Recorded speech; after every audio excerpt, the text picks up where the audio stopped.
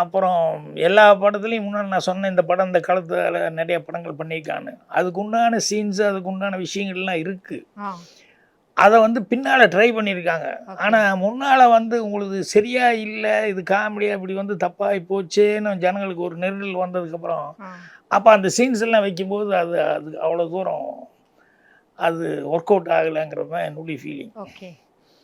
இப்போது அவன் வந்து சாக்ரிஃபைஸ் பண்ணுறான் அப்படிங்கிறது அது சாக்ரிஃபைஸ் மாதிரி இல்லாமல் அதையும் காமெடியாகவே சொல்லிட்டு வந்துட்டு ஆமா ஆமா.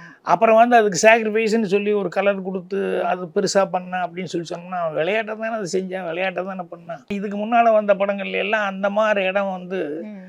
அது அந்த தியாகங்கிறது வந்து அப்பளுக்கு இல்லாத ஆ எஸ். அது ஒரு அந்த சீரியஸ்னஸோடு இருக்கும். இப்போது போனா ஒரு கேள்விக்குரிய எடுத்துக்கலாமே, எஸ். ஆமா.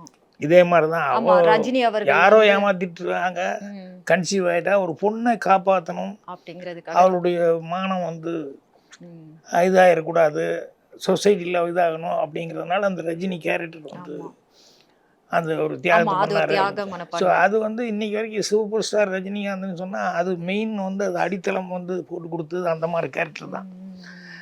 ஸோ அந்த மாதிரி அதில் எவ்வளோ டெப்த் இருந்தது, அது மாதிரி இந்த டெப்த் வந்து இதில் வந்திருக்கணும். Yes correct. அது விளையாட்டுத்தனமாகவே சொல்லிகிட்டே வந்துட்டு திடீர்னு அந்த டெப்த்து கொடுக்கணும் அப்படின்னு சொல்லும்போது அது அந்த அளவுக்கு ஜனங்க ஒட்டல பாக்குற ஆடியன்ஸ் பார்க்குறவங்களுக்கு வந்து ஜனங்களுக்கு அந்த அளவுக்கு